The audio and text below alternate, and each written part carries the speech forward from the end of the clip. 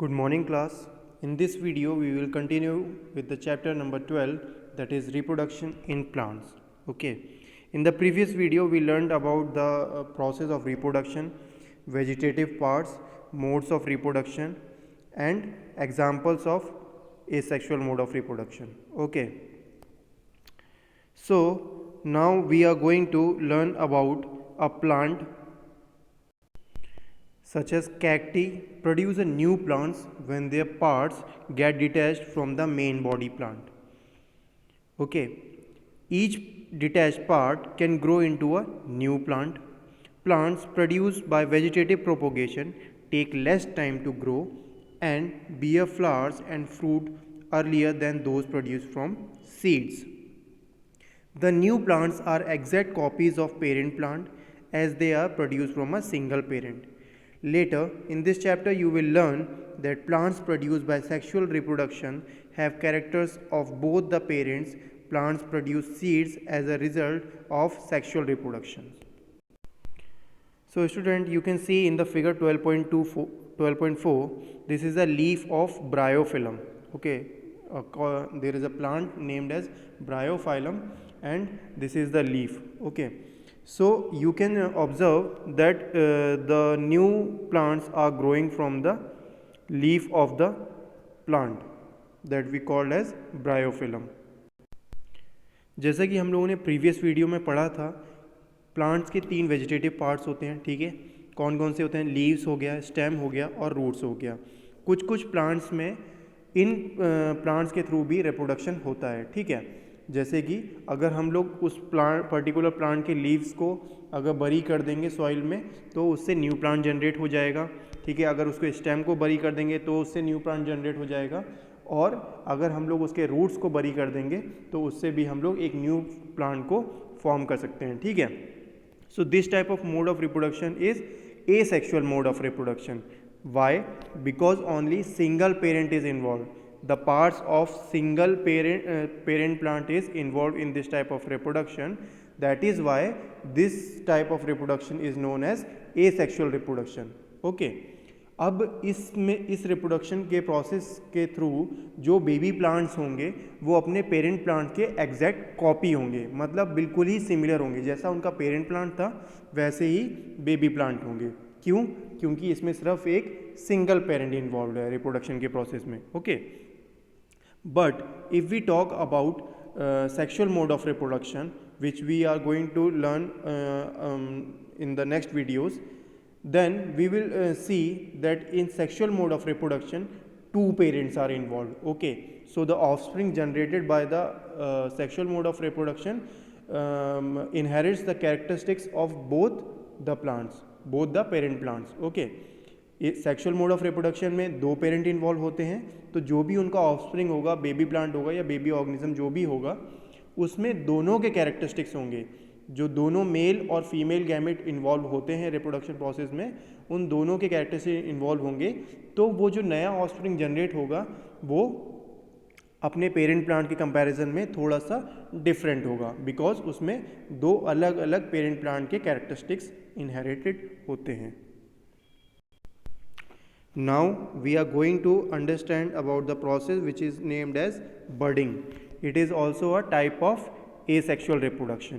Okay, you have already learned about the tiny organism like yeast can be seen only in under a microscope.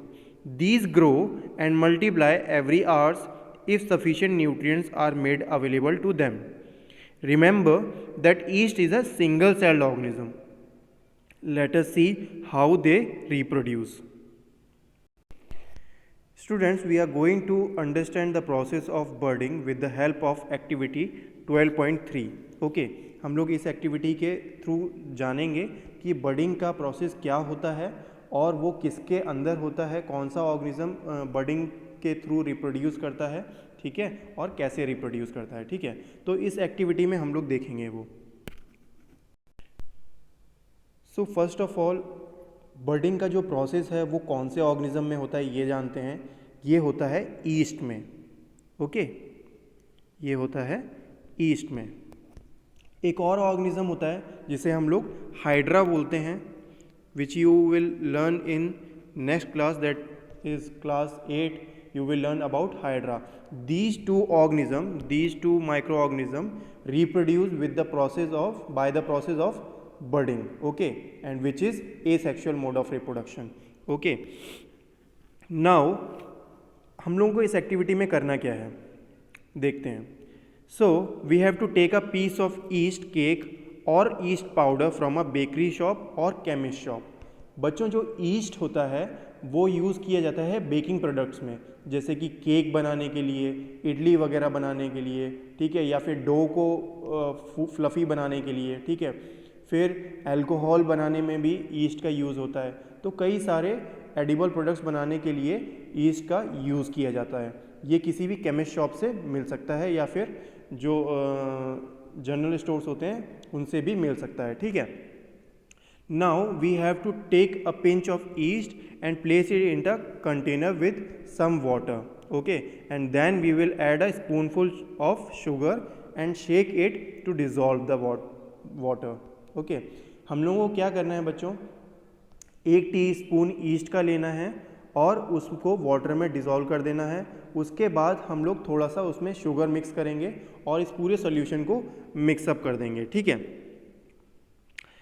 Keep it in the warm part of room. After an hour, put a drop of this liquid on a glass slide and observe under the microscope. जब भी ये solution हमारा बन के तैयार हो जाता है, उसके बाद इसको एक किसी भी रूम के एक गर्म कॉर्नर में जाके रख देंगे जहाँ पे उसको अच्छा सा हीटिंग इफेक्ट मिलेगा, ठीक है. और फिर उसके बाद हम लोग इसके 1 या 2 ड्रॉप्स को ग्लास के स्लाइड के ऊपर प्लेस करके माइक्रोस्कोप के अंडर में ऑब्जर्व करेंगे, ठीक है. And then when we will observe that slide under the microscope, we will see the small bulb like projections coming out from the yeast cell, that is called the bud. These are the small bulb like projections, okay. These are the developing buds from the yeast cell, okay. And the bud gradually grows and gets detached from the parent cell and forms a new yeast cell. As you can see in this figure, these buds are getting detached from the parent cell and they will form into a new yeast cell, okay. The new yeast cell grows, matures and produces more yeast cells, and that is how the process of budding takes place, okay. Sometimes another bud also arises from the bud, forming a chain of buds, and the process continues, and a large number of yeast cells are produced in very short period of time, okay. बच्चों, जैसे कि आप इस figure में देख सकते हो, यहाँ पे ये एक ईस्ट सेल है, ठीक है, और इसी एक ईस्ट सेल से एक बल्ब लाइक स्ट्रक्चर देख सकते हो यहाँ पे, जिसको हम लोग बड बोल रहे हैं, ठीक है. और ये बड धीरे धीरे ग्रो करने लग जाता है और जैसे ही ये पूरा अच्छे से मैच्योर हो जाता है, फिर ये अपने पेरेंट सेल से, जो ये पेरेंट ईस्ट सेल है, इससे डिटैच हो जाएगा और इसी से दूसरे बर्ड्स फॉर्म होंगे और वो भी उससे डिटैच्ड हो जाएंगे, ठीक है. इस तरीके से अलग अलग ईस्ट सेल्स फॉर्म होने लग जाएंगे, ठीक है, और ये मल्टीप्लाई करने लग जाएंगे.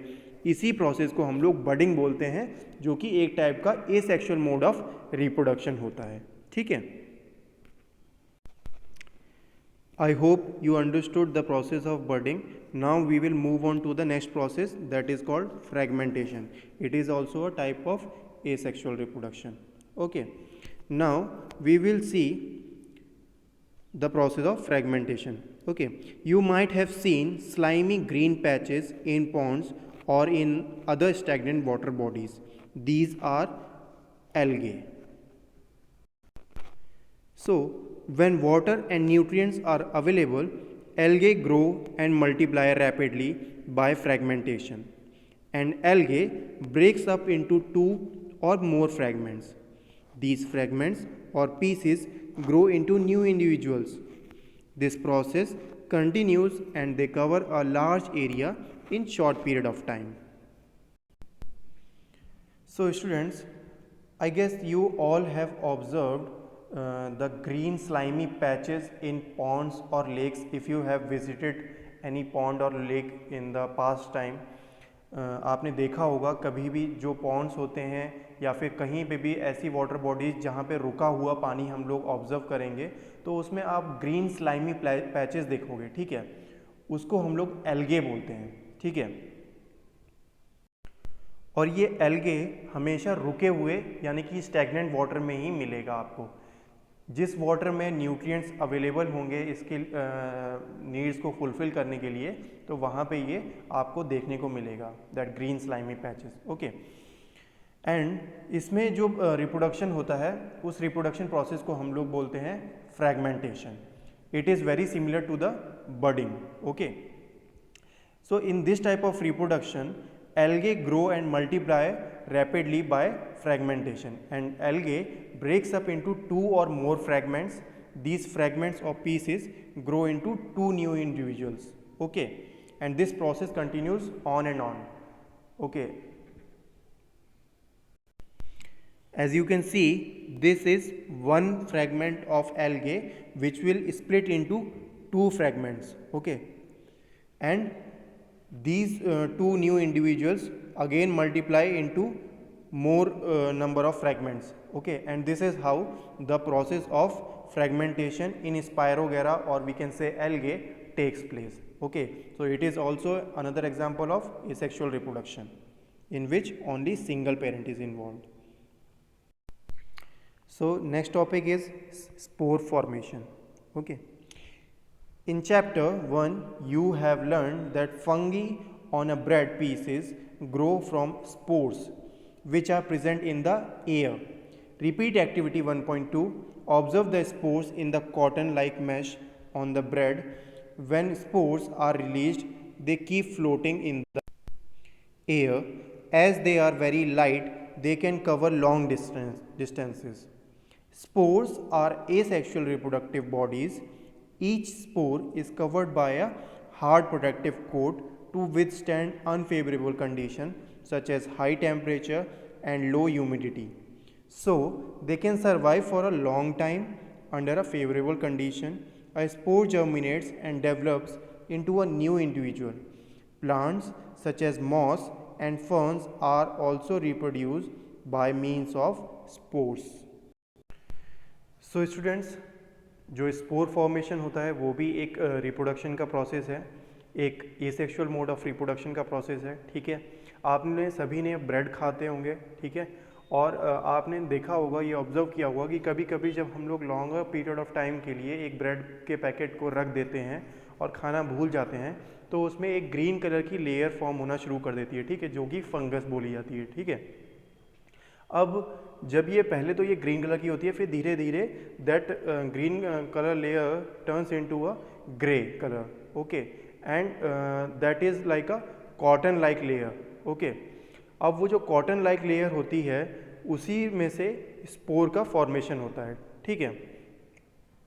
वो सारे स्पोर्स जो उस लेयर में प्रेजेंट होते हैं वो एक हार्ड प्रोटेक्टिव कोट के थ्रू कवर होते हैं, ठीक है जी। और वो ऐसा इसलिए होता है क्योंकि जब वो हाई जो ड्रास्टिक वेदर कंडीशन होती हैं जैसे कि हाई टेम्परेचर और लो ह्यूमिडिटी हो गया, अनफेवरेबल वेदर कंडीशन बोल सकते हैं हम लोग, तो उसमें वो लोग सर्वाइव कर पाएँ, ठीक है। So that is why they can survive for a longer period of time. अब कुछ प्लांट्स होते हैं जैसे कि फर्न हो गया या मॉस हो गया या राइजोपस हो गए, ठीक है, तो ये जो प्लांट्स हैं ये स्पोर फॉर्मेशन के थ्रू रिप्रोड्यूस करते हैं, ठीक है, और ये जो स्पोर्स हैं वो मल्टीप्लाई होते जाते हैं, जैसे कि हम लोगों ने प्रोसेस ऑफ बर्डिंग में देखा था, फ्रैगमेंटेशन में देखा था। एक सिंगल जो सेल होता है वो डिवाइड हो जाता है दो या ज़्यादा सेल्स में, ठीक है। इसी तरीके से स्पोर फॉर्मेशन भी टेक प्लेस करता है। We are going to understand this in the better way with the help of an animation video, okay. Asexual reproduction का एक दूसरा मेथड है स्पोर्स द्वारा। आपको क्या लगता है कि कौन से प्लांट्स ये कर सकते हैं? अगर स्पोर्स को रिप्रोडक्शन के लिए यूज किया जाता है तो इन स्पोर्स को कौन प्रोड्यूस करता है? खैर, यहाँ कुछ सिंपल मल्टीसेल्यूलर प्लांट्स हैं जिनके पास रिप्रोडक्शन के लिए जो ऑर्गन्स चाहिए वो होते हैं। चलिए इसे एक एग्जाम्पल की मदद से समझते हैं। क्या आपने कभी एक ब्रेड के पैकेट को लंबे समय तक छोड़ा है? आप ये जानते हैं ना कि बनने के बाद ब्रेड को कुछ दिनों में खा लेना जरूरी होता है। क्या होगा अगर इसे कुछ दिनों में नहीं खाया जाता है? तो उसके सरफेस पर फंगस की एक लेयर आ जाती है। वो फंगस ब्रेड पर एक ग्रेइश वाइट कॉटन के लेयर की जैसी होती है। उसे ब्रेड मोल्ड कहा जाता है। अगर आप इस ग्रोथ को एक माइक्रोस्कोप के नीचे देखेंगे तो आपको ये अमेजिंग स्ट्रक्चर्स दिखाई देंगे। ये एक टिपिकल फंगल बॉडी का रिप्रेजेंटेटिव इमेज है। अब इसमें ये रूट्स जैसे दिखने वाले स्ट्रक्चर्स को माइसीलियम कहते हैं। ये संपूर्ण माइसीलियम हाइफे नाम के इन छोटे स्ट्रक्चर्स से बना होता है। और क्या आप इस सिंगल स्टॉक जैसे दिखने वाले स्ट्रक्चर को देख सकते हैं?